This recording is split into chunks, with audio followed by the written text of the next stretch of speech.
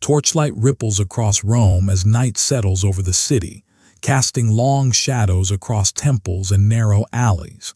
The Tiber glints beneath the moon, a silver ribbon winding through a capital that senses change approaching, but cannot name its shape. Every whispered conversation, every guarded glance, hints at a city holding its breath. Rome stands on the edge of a moment that will stain its memory for centuries. Inside the Senate complex, stone pillars rise like silent sentinels around the Curia. The air carries a faint chill, and the rustle of togas drifts through the corridor as senators gather in uneasy clusters. Their faces reveal tension they struggle to hide. Hands tremble. Eyes avoid contact. Beneath those robes lie blades wrapped in cloth, their metal cold, their purpose certain. Footsteps echo from the entrance. Julius Caesar approaches with the confidence of a man accustomed to victory. His cloak sweeps behind him as he strides toward the chamber where Rome's elite await. He greets a few senators with calm nods, unaware of the storm forming around him. The men he passes respond with forced smiles and hollow courtesies. They have rehearsed their deception too well. Inside the chamber, the light grows brighter, catching flecks of gold in Caesar's laurel crown. He takes his place with the poise of someone who believes he is secure, someone who trusts that loyalty remains stronger than envy. The senators close in around him, tightening the circle inch by inch. Their breaths shorten. Their sleeves conceal sharpened steel. A single hand grips a dagger. Another follows. A murmur ripples through the chamber as resolve hardens. Caesar looks around, sensing the shift, but confusion clouds his expression. These men are not enemies. They are allies, comrades, veterans of campaigns fought together. Yet their eyes reveal a truth he cannot ignore. Ambition has devoured allegiance. Steel flashes. The first strike lands. Caesar gasps, disbelief etched across his face as pain radiates through his body. More blades plunge forward, each driven not by rage, but by fear of his rising power. Senators who once praised him now carve their survival into his flesh. The chamber fills with the sound of desperate breaths and the dull rhythm of metal entering cloth. Caesar staggers, reaching for stability that no longer exists. His gaze locks on one final face. Marcus Junius Brutus steps forward, his dagger raised with trembling determination. In that instant, Caesar understands the depth of betrayal. Trust collapses. Hope dissolves. The blow strikes not only his body but the foundation of Rome itself. When Caesar falls, the chamber erupts into chaotic whispers. The senators step back, their robes stained, their hands shaking. No victory fills the air, only dread. They have killed a leader, but they have also awakened forces they cannot control. Rome will never forget this night. It is the moment the empire learned that its greatest threats do not come from foreign armies, but from the ambitions of its own. This betrayal marks the beginning of a darker path, where power becomes blood's closest companion and loyalty becomes Rome's most fragile illusion. Trumpets rise above the Rhine as Germanicus leads his legions through drifting smoke, their banners snapping against a cold wind. Soldiers cheer his victories with unrestrained devotion. Citizens carve his name into memory with reverence reserved for heroes. Rome sees in him a future brighter than the shadows cast by Emperor Tiberius. Admiration becomes dangerous when it grows too loud. In the imperial palace, Tiberius watches these celebrations with tightening unease. Germanicus embodies everything the emperor fears: charm, popularity, and loyalty unbought by intimidation. To contain him, Tiberius sends him to the eastern provinces, cloaking the decision in ceremonial courtesy. Behind the gesture lies calculation. He places Germanicus under the authority of Gnaeus Piso, a governor whose allegiance bends entirely toward Tiberius. In Syria, tension grows beneath polite greetings. Piso undermines orders, insults Germanicus's allies, and surrounds himself with men loyal to no one but ambition. Rumors drift through the camps. Servants whisper of powders mixed into wine, herbs burned under pillows, and strange enchantments placed in Germanicus's rooms. When the general collapses with violent illness, suspicion spreads faster than fever. Germanicus summons his strength long enough to confront Piso openly. His voice trembles, not with fear, but with outrage sharpened by betrayal. As his condition worsens, he calls Agrippina to his side. Their final moments unfold with devastating quiet.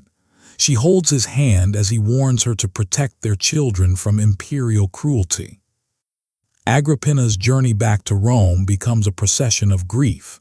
She carries his ashes through the capital, her face rigid with mourning and defiance.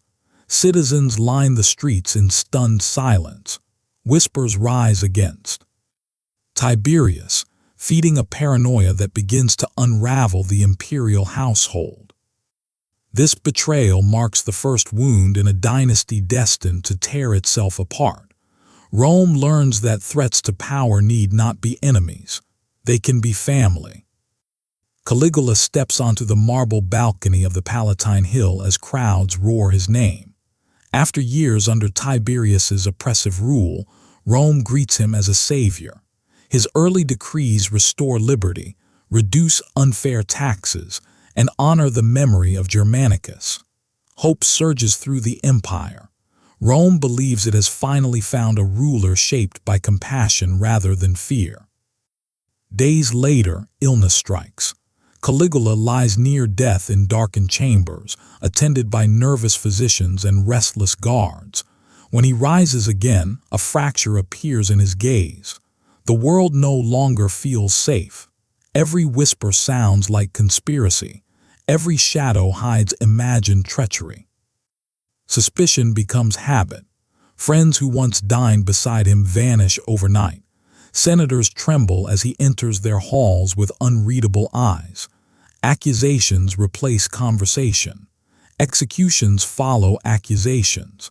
The emperor who once restored freedom now tears it away with merciless certainty.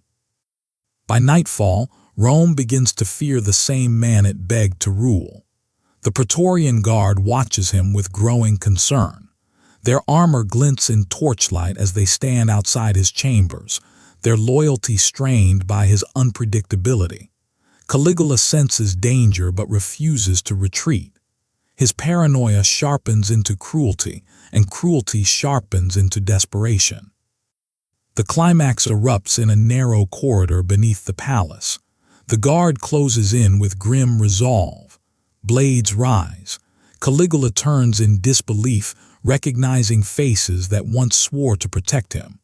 The first strike ends years of spiraling terror. This chapter reveals betrayal feeding upon itself. Caligula betrays Rome through madness. Rome betrays him through necessity. In this cycle, fear becomes the empire's true ruler. Agrippina glides through the palace like a woman carved from ambition. Every step she takes reinforces her vision of the future, a future ruled by her son Nero. To achieve it, she shapes alliances with precise skill, arranging marriages, eliminating rivals, and weaving herself into the machinery of imperial power. Claudius watches her with admiration laced with unease. Despite his intellect, Claudius misreads the danger at his side. He trusts the woman who studies his habits with cold scrutiny. She understands his diet, his weaknesses, his ceremonial routines. Each detail becomes a tool. The final evening unfolds within a banquet hall lit by golden lamps. Tables groan under the weight of delicacies. Laughter swirls through the air. Claudius reaches for a plate of mushrooms prepared with unusual care. Agrippina observes him quietly, her features still, her thoughts hidden behind trained serenity. Moments later, Claudius falters. Pain surges through his body. Servants rush to steady him, their panic muffled by the roaring in his ears. Agrippina rises, feigning alarm, directing attendants with the confidence of a grieving wife. Yet her eyes remain fixed on the final outcome she has orchestrated. When Claudius dies before dawn, Rome awakens to a neatly choreographed transition of power. Agrippina presents Nero as the rightful heir, guiding him toward the throne she has carved for him through manipulation and murder. This betrayal does not erupt on a battlefield. It grows in private chambers, fed by proximity and trust. Rome learns once again that danger often sleeps beside the emperor, not against him. Nero ascends the throne as Agrippina stands proudly behind him, believing her influence is secure. For years she has shaped his education, polished his image, and paved his path with calculated alliances. She expects gratitude. She expects obedience. Instead, she watches her son recoil from her control. Court whispers feed Nero's resentment. Advisors warn him that his mother's ambition threatens his authority. Her presence overshadows his every decision. A chasm forms between them, widening with each public ceremony and private argument. Nero decides she must fall. The first attempt hides behind a gesture of affection. He invites her onto a beautifully crafted boat, its hull weakened to collapse at sea. When the vessel breaks apart, Agrippina swims through darkness with fierce determination. She survives the waters Nero hoped would bury her. Failing deception, Nero turns to blunt force. He sends assassins to her villa under the pretense of a message. They find her waiting, calm in the face of betrayal she has long anticipated. Her final words expose a grief deeper than fear as she faces the order delivered by the son she created. Her death seals Nero's transformation. Rome watches a ruler shaped by a murder that cannot be undone. The empire witnesses the darkest truth of its own system. Power reshapes family into enemies, turning love into a battlefield where only one survives. Morning fog set. Less over the streets of Rome as soldiers from the Praetorian Guard stand outside their barracks, their armor dull beneath the pale light. Their expressions reveal resentment simmering just beneath discipline. They once pledged loyalty to Galba, believing his rise would bring the generous rewards he promised. Those promises remain unfulfilled. Their loyalty erodes by the hour. Galba marches through the forum surrounded by advisors who sense the growing tension but remain too fearful to speak plainly. Citizens watch silently, noting the guarded stares directed at their new emperor. Galba sees the unease but refuses to acknowledge it. He believes discipline must outweigh bribery. Rome believes otherwise.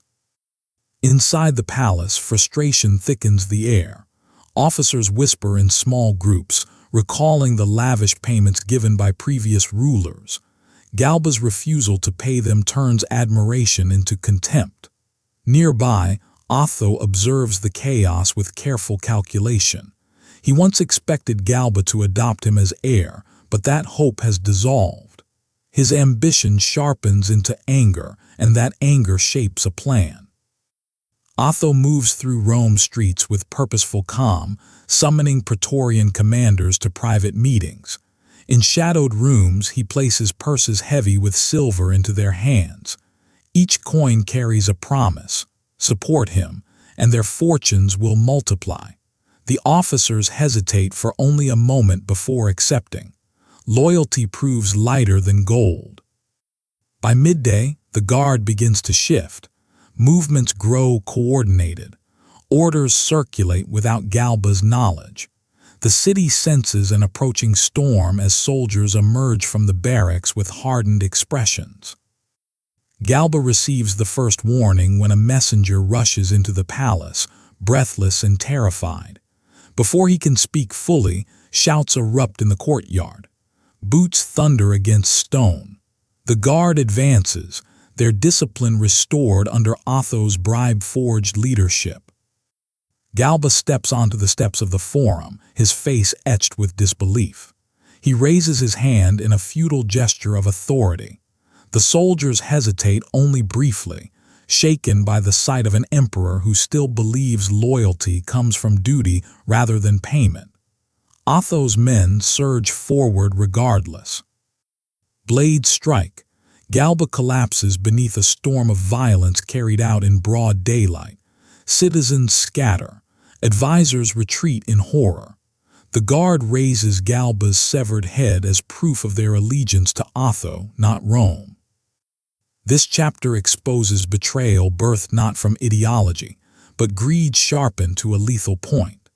The men sworn to protect the empire become instruments of its chaos, proving that Rome's stability rests on nothing sturdier than coin. With Galba's fall, the empire enters a new era where loyalty becomes a commodity, and power becomes a prize purchased by those willing to pay in silver or blood. Dawn breaks cold over the imperial palace as Domitian rises from uneasy sleep. His servants greet him with stiff bows, careful to conceal their trembling hands. The emperor rules through intimidation, and his suspicion fills every chamber. Even the walls feel watchful.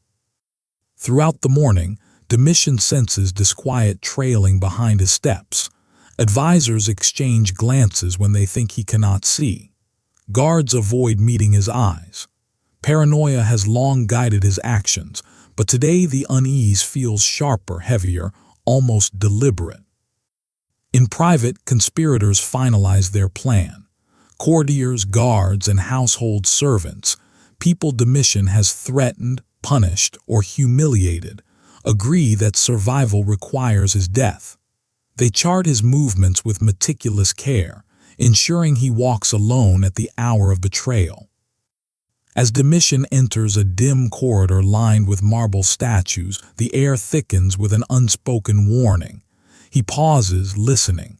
His instincts sharpen. He senses the trap yet cannot locate its source. Familiar footsteps approach from behind. He turns, expecting a servant. A blade flashes. Domitian's eyes widen in stunned recognition. The first strike lands swiftly, followed by others delivered with desperate resolve. The emperor who inspired fear meets a death shaped by it.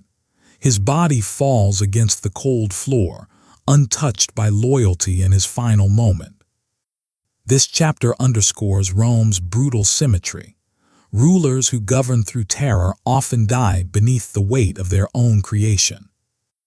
Snow drifts across the imperial camp as Caracalla and Geta stand before their father's funeral pyre. Their grief remains concealed beneath rigid expressions. Years of rivalry have carved deep fractures between them. Septimius Severus hoped his sons would rule together. Rome hopes the same. Both hopes are misplaced. Once declared joint emperors, the brothers refuse to share anything, not staff, not soldiers, not space within the palace. They divide the imperial residence with walls and guards, each creating a miniature court hostile to the other. Their mother, Julia Domna, moves between them with exhausted sorrow, pleading for unity. Either son desires. Assassination attempts soon follow. Caracalla plots first, whispering offers into the ears of Geta's attendants. Geta retaliates by surrounding himself with loyal guards. Their conflict escalates until Rome trembles under the threat of civil war. The decisive moment unfolds in a chamber meant for reconciliation. Julia Domna stands beside her sons, hoping to mend what has never healed. Geta steps forward to speak. Caracalla lunges with a dagger hidden beneath his cloak. Geta collapses into their mother's arms, his blood spreading across her robes. She screams for mercy that will not come. Guards rush in and slaughter Geta's supporters while Caracalla watches without remorse. This chapter lays bare Rome's deepest truth. Its greatest battles were often fought within families, not on distant frontiers. Rain pours relentlessly through the dense canopy of the Teutoburg forest as 3 Roman legions march in uneasy formation. General Publius Quinctilius Varus believes he travels with trusted allies. Arminius, a Germanic noble raised within Rome, rides confidently at his side, offering guidance through unfamiliar terrain. Wind howls, mud deepens beneath the soldiers' boots. Varus ignores subtle warnings, convinced of Arminius's loyalty. Arminius slips away under the pretense of scouting. Moments later, the forest erupts. Spears rain from hidden ridges. War cries shatter the quiet. Roman lines twist in panic as warriors surge from the trees. Shields collide. Horses fall. Confusion smothers discipline. The legions, stretched thin along narrow paths, cannot regroup. Varus realizes too late that he has marched into a trap crafted by a man Rome trusted completely. Arminius uses Roman strategy against Rome itself, turning loyalty into a weapon. The slaughter continues for days. Bodies sink into the mud. Standards vanish. The forest absorbs the screams of thousands. When the final survivors fall, Rome loses more than soldiers. It loses the illusion of invincibility. This chapter shows betrayal on a scale that reshapes empires, proving that arrogance can blind even the greatest powers to the dangers hiding behind friendship. Twilight settles over the ruins of Rome, casting soft hues across shattered columns and silent temples. The city stands as a monument to triumph and tragedy woven together across centuries. In this fading light, the echoes of betrayal become unmistakable. Caesar's final breath, Germanicus's poisoned anguish, Galba's fall in the Forum, Domitian's confused last glance, Geta dying in his mother's arms, Varus realizing his allies' treachery too late. Each moment reveals a pattern. Rome's greatest wounds were inflicted not by foreign enemies, but by those who shared its language, its culture, and its ambitions. The empire fractured from within, shaped by loyalty that could change hands in a heartbeat and alliances that dissolved under pressure. Betrayal became both weapon and currency, defining an age where survival depended on suspicion. Yet these stories do more than recount Rome's downfall. They warn that power often conceals its darkest truths behind ceremony, honor, and patriotic rhetoric. They remind viewers that empires may rise on discipline and vision, but they crumble when trust becomes impossible to find. As the camera draws back from the ruins, the narration settles into quiet reflection. History does not repeat perfectly, but its shadows stretch across time. Where there is ambition without restraint, betrayal grows. Where authority demands silence, danger thrives behind closed doors. The journey does not end here. Countless hidden histories remain waiting beneath dust and stone. Viewers are invited to follow those stories, question accepted narratives, and continue seeking truth in the darkest chapters of the past.